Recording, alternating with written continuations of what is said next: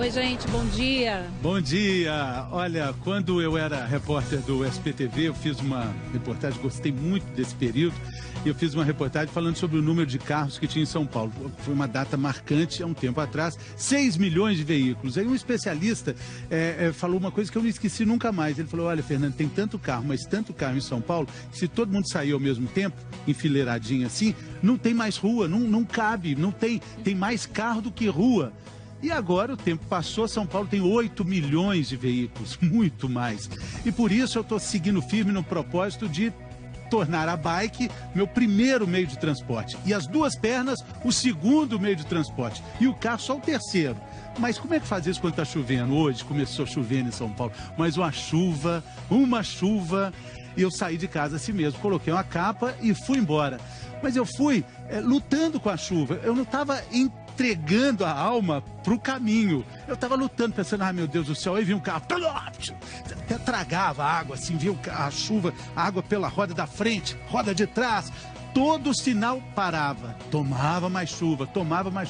Aí eu fui entendendo, falei, puxa, é o meio de transporte, eu tô com a capa, eu tenho que caminhar, eu tenho que seguir com cuidado, com tranquilidade, e assim eu fui. E assim eu entendi, puxa, é tão bom tomar um banho de chuva, estava tão seco em São Paulo, estava tão precisando dessa água toda. Aí eu fui curtindo, mesmo indo para o trabalho, essa chuva que a gente toma, assim, quando está apaixonado, quando está num sábado, eu tomei ela hoje, numa quarta-feira. Fiquei tão feliz, tão tranquilo, que quando cheguei aqui na Globo, no estacionamento, que é lisinho, fui fazer... Tomei um esburro, rachei os front, caí, mas torci o tornozelo um pouquinho, mas fiquei feliz, porque ninguém se perde na volta. E na volta, se estiver chovendo, eu vou encarar a chuva de novo com felicidade, Mimi. Eu sou testemunha. O Fernando chegou com um sorrisão no rosto. Eu falei, você veio de bike nessa chuva? Parabéns, Fê. Obrigado. A gente vai falar hoje de um problema que atinge milhões e milhões de pessoas no mundo. Distonia muscular, viu? 34 milhões de pessoas no mundo têm distonia. Uma doença que deixa os músculos sem controle. Mas o Bem-Estar hoje vai trazer uma história de esperança. Sertão da Bahia, 1992. Nasce mais uma criança na família Oliveira. Mas falta oxigênio na hora do parto. O menino, quando é criança, é espertinho, né?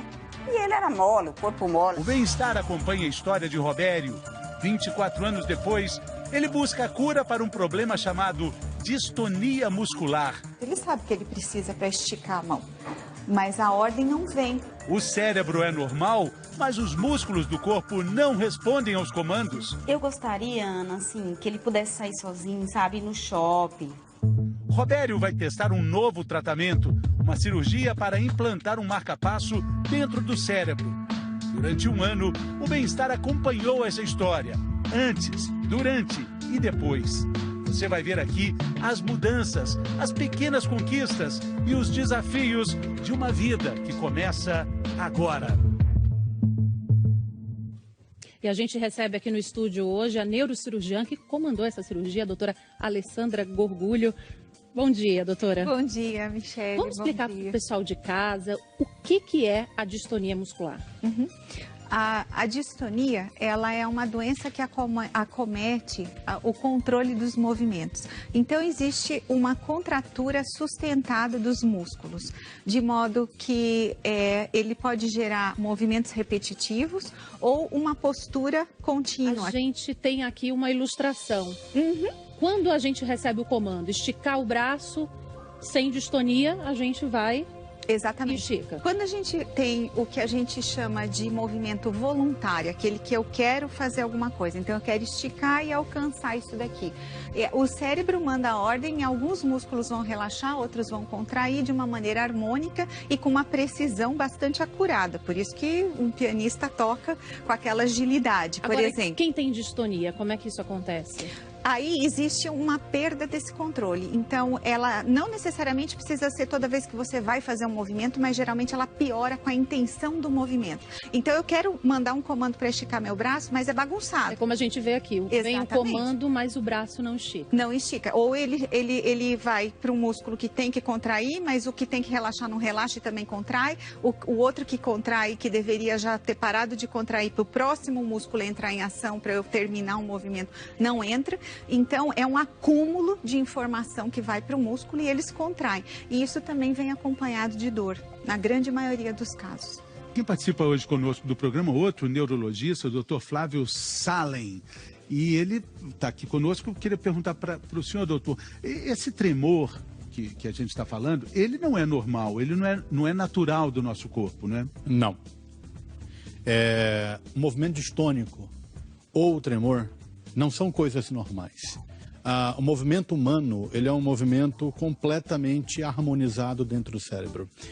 Tremor como um movimento oscilatório, ele existe em algumas situações.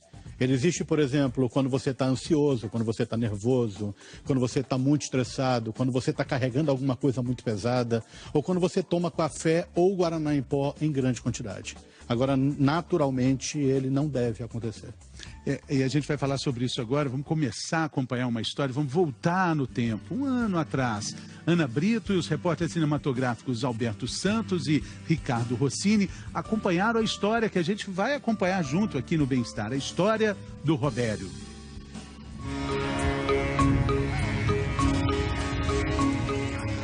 A história do Robério começa lá no sertão da Bahia. Quando ele nasceu, há 24 anos, não havia muitos recursos. A gente foi atrás de uma tia que era parteira. E lá ele nasceu A em casa tia mesmo. Então passou da hora de nascer. Isso, passou na hora de nascer. Os pais acham que faltou oxigênio no parto. Foi passando o tempo, assim, aí eu fui percebendo que ele era bem molinho. O menino, quando é criança, é espertinho, né? E ele era mole, o corpo mole, ela carregava ele e ele descia o pescoço assim. Para cuidar de Robério, era preciso deixar a vida simples do interior, os parentes queridos, e se aventurar na cidade grande. A família se mudou para São Paulo quando ele tinha 1 aninho. Aí foi pra ACD, chegou lá, eles falaram, ele vai fazer fisioterapia, vai fazer fono, né? Fonoaudiologia para falar melhor, vai fazer... E depois a gente já vai encaminhar ele pra pedagogia, que era tipo uma escolinha, né? Aí eu fiquei toda feliz, falei, nossa, que bom, né? Uma notícia muito boa. Significa que Robério é capaz de aprender e que a dificuldade toda é motora. Ele tem distonia, então a mensagem que o cérebro manda para os músculos chega confusa. Ele sabe que ele precisa para esticar a mão, mas a ordem não vem. Mesmo com muitos problemas, o Robério não desistiu. Ele desenha, escreve, é técnico em computação e faz faculdade de letras. O Robério escreve muito bem, poemas, contos, o vocabulário dele é amplo. A professora acompanha a luta dele desde os tempos de escola. Então ele participou das Olimpíadas da Matemática, as médias dele eram em torno de 7 e 8, essa era a média do Robério, ele gostava muito de história, eu acho que isso justifica hoje a facilidade que ele tem em literatura. Robério venceu muitos obstáculos. Ele toma remédio desde os 17 anos. Só que por causa da distonia, até a fala ficou mais comprometida de 3 anos pra cá. A força, ele perde a força, assim, então ele bate em qualquer lugar, se não tiver algum travesseiro ele pode bater na parede. Então a gente tá atento a isso o tempo inteiro. As irmãs estão sempre por perto, cuidando, paparicando. Fica xodó. Pra tudo você possa imaginar. Paparicado por todo mundo. Mas todos querem ver Robério independente. Eu gostaria, Ana, assim, que ele pudesse sair sozinho, sabe? Ir no shopping, passear, sabe? Encontrar alguma amiga, sair com os colegas dele, os amigos, né? É o meu sonho, sabe? A esperança agora requer coragem. Para tentar controlar os impulsos, Robério vai fazer uma cirurgia delicada no cérebro para implantar um par de eletrodos. Com a ajuda do celular, ele contou como se prepara para mais essa etapa. O que eu espero da cirurgia é que ocorra tudo bem e que eu possa ter mais liberdade e me sentir melhor comigo mesmo. É isso, né, Robério?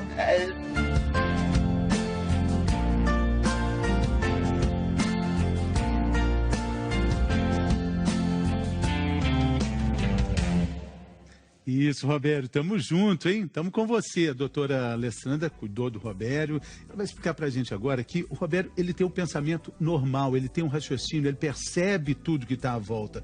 O problema é a conexão do cérebro para os músculos, né, doutora? Perfeito. O que é um pouco confuso na distonia é que o nome da desordem do movimento, que é essa contratura muscular e puramente motor, não interfere no humor, não interfere na inteligência, não interfere em outras áreas, também é o nome de um sintoma que pode fazer parte de outras doenças. Essas sim podem cursar com algum tipo de retardo mental, por exemplo, mas a distonia em si, ela é puramente motora. Doutora, quando a gente levanta o braço, levanta a perna, a gente não imagina quantas sinapses, quantas conexões estão envolvidas do cérebro para o músculo, né? E no Roberto a gente tem esse exemplo aqui dessas conexões todas feitas, ligadas, acontecendo, mas aí tem um problema no caso dele, né? Exatamente. O comando que sai daqui do cérebro e passa por várias regiões e circuitos para chegar até o comando no músculo, para ter aquela execução precisa do movimento, não funciona. Não funciona da maneira que devia. Então, algumas funcionam a mais e outras funcionam de uma maneira que não deveriam, né? Então, não existe alguma inibição que deveria existir ou existe uma hiperatividade. E aí, o movimento não sai do jeito que devia ter acontecido. Agora, doutor Flávio, quais são as causas da distonia? Perfeito. A distonia ela pode ser dividida em 4 causas principais. A distonia ela pode ser primária, que é sem causa definida, que a gente chama de idiopática. É a quantidade mais comum de distonias. A distonia pode ser secundária, ela pode ser secundária a acidentes vasculares cerebrais, a AVC, traumatismo craniano, pode ser secundária a drogas, a medicações, pode ser secundária a outras doenças cerebrais. Como Parkinson, por exemplo? A doença de Parkinson é uma causa de distonia, por exemplo. Existem outras causas degenerativas de distonia, como a doença de Wilson, por exemplo, também. Ela pode ser genética, então nós temos vários casos, mais de 25 genes já descritos. E ela pode ser, ou seja, degenerativa. Ela está dentro de uma doença que progride e a distonia é um sintoma da doença. E depois do intervalo, você vai ver. Olha só. No centro cirúrgico, com Robério anestesiado, um arco na cabeça serve de guia para garantir a exatidão do processo. São 2 horas para implantar os eletrodos. Uma ressonância confirma que está tudo no devido lugar.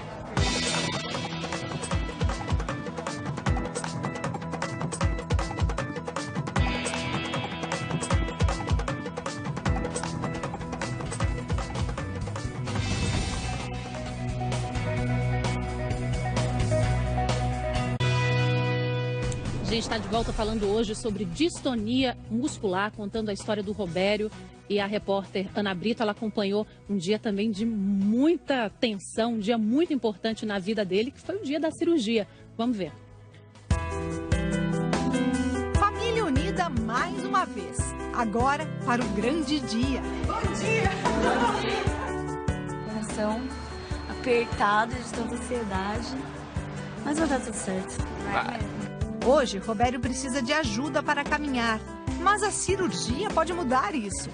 Antes de começar, mais uma avaliação médica. Pontinha do dedo na ponta do nariz. Abre e fecha. Assim, ó. Estão certo? Isso, muito bem. 8, 9, 10. Olha, essa dificuldade que ele está tendo não é nada a ver com o cérebro saber contar 1, 2, 3, 4, 5, 6, 7, 8, 9, 10. É tudo com a musculatura da fala, né? Então, por isso que ele está com dificuldade de falar, ele tem um pouquinho de dificuldade de engolir, né? Ele diz, porque ele não controla esses músculos.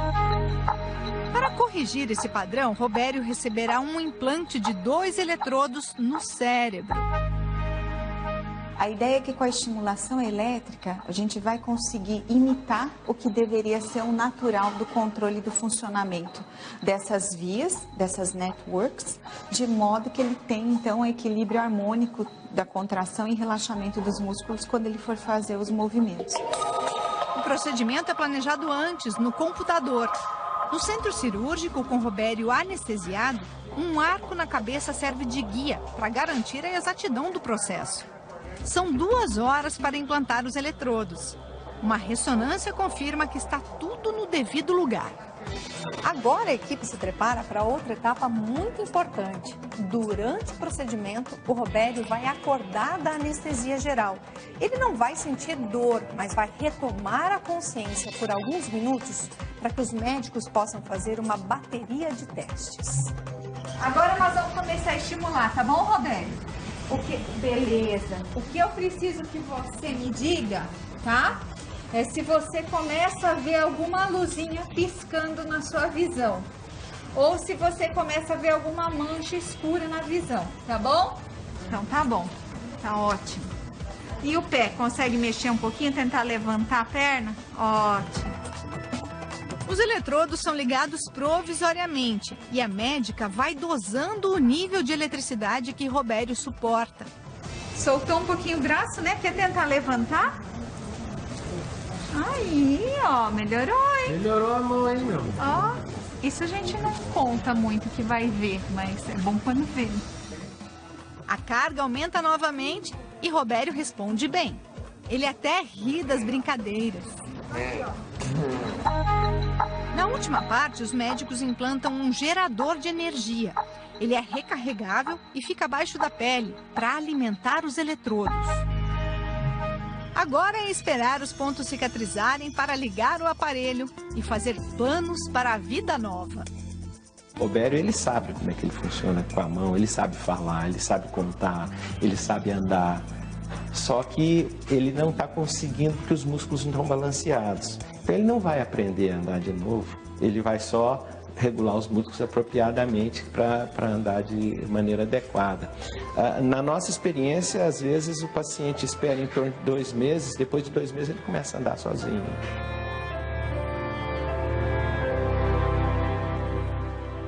Que bom ver o Robério assim com esse sorriso, né, doutora Alessandra? E a gente tem aqui, olha, o aparelho de radiofrequência e também o marca-passo. Vamos explicar como é que funciona? A radiofrequência, como é que é, doutora Alessandra? A cirurgia, ela é a mesma do ponto de vista técnico, mas a gente pode usar 2 energias diferentes.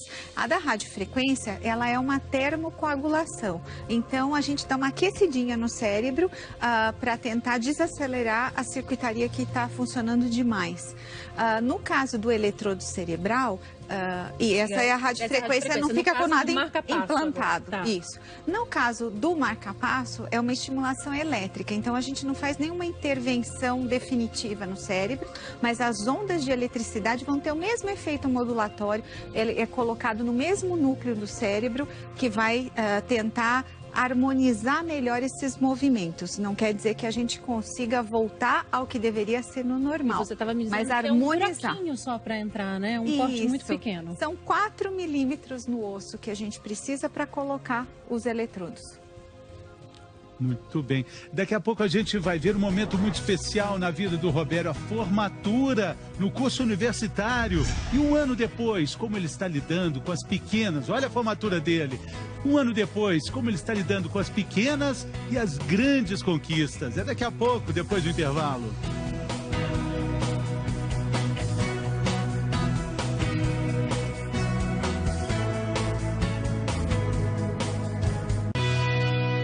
Saúde, estamos de volta. O programa hoje está muito emocionante, uma história linda do Robério, mas agora a gente vai saber o que acontece no Brasil e no mundo com o G1 em 1 minuto.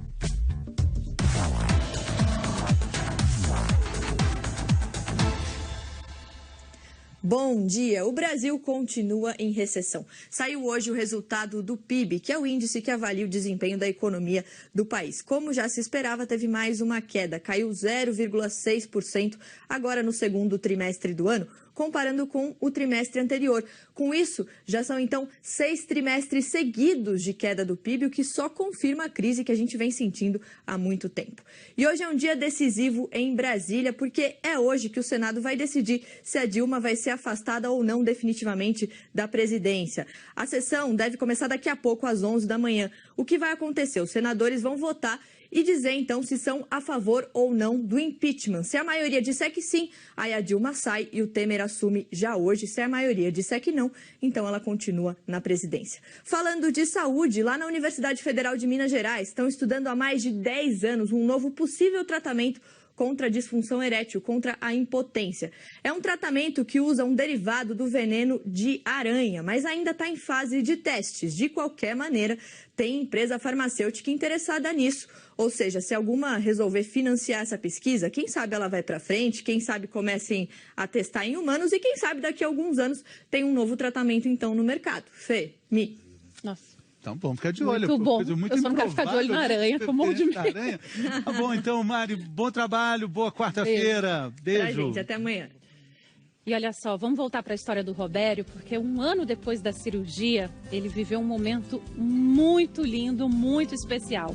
Os repórteres Ana Brito, Alberto dos Santos e Ricardo Rossini acompanharam esse dia tão especial na vida do Robério. Vamos ver.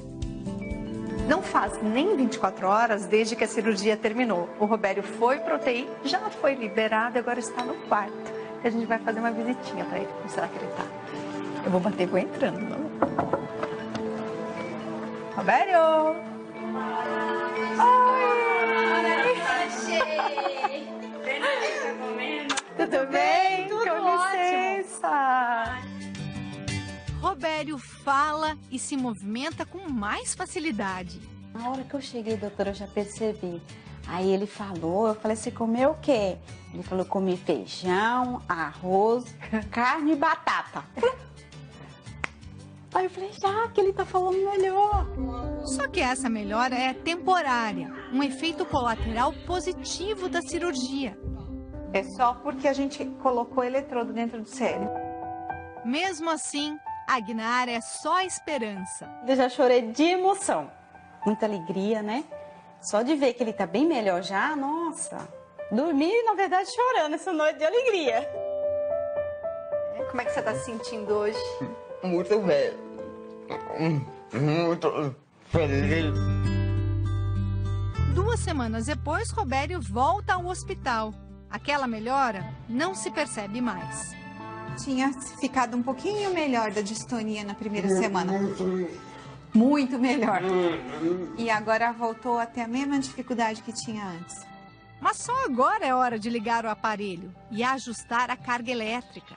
Eu tô indo bem devagarzinho, devagarzinho. Cócega. Cócega. Parece que deu uma formigada, não é? E passou. Passou? E na visão, tá tudo bem? Tá. Então tá bom. Ficou melhor? Ficou. O aparelho vai ficar nesta voltagem por 1 semana. Depois será ajustado de novo e de novo. Processo de estimulação. Também o cérebro vai acostumando com essa estimulação, vai se reorganizando do modo como ele funciona e o efeito então vai sendo maximizado. Um dia depois dessa gravação, Robério fez aniversário. Completou 24 anos. Ele mesmo serviu o bolo. Neste outro vídeo, Robério já caminha sozinho. Em março, voltamos à casa do Robério e vimos a diferença. Antes da cirurgia, ele precisava de ajuda para se vestir.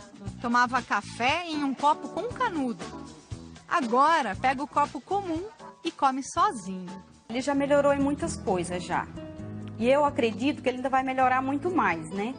Mas assim, se for comparado do que ele estava 1 ano atrás, nossa, já melhorou muito. Robério se acostumou fácil com a rotina de recarregar o aparelho e logo retomou os estudos, com o apoio dos colegas de classe. Daqui a 2 semanas, a cirurgia vai completar exatamente 1 ano. Nesse tempo, foram feitos vários ajustes dos eletrodos e o Robério teve uma melhora significativa. Era só o que ele precisava para continuar rompendo barreiras e se superando sempre. E hoje, Robério acordou com a musculatura tensa, porque tem mais um desafio, a colação de grau. Não sei se ansioso por causa da vinda de vocês. Se eles ficam mais ansiosos, isso em qualquer paciente que tem desordem do movimento piora. Mas ele não perderia esse dia por nada, nem nós. Parabéns. Parabéns. Sempre em frente, né?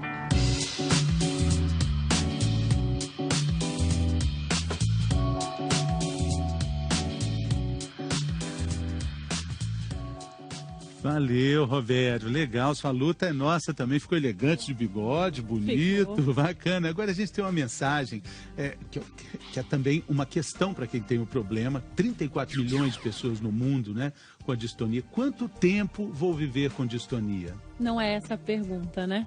Você tem que se perguntar, afirmar vou viver com distonia e procurar como vou viver, tratamentos. E além da cirurgia, doutor Flávio, também tem aplicação de toxina botulínica, né? Sim, aplicação de toxina botulínica e medicações.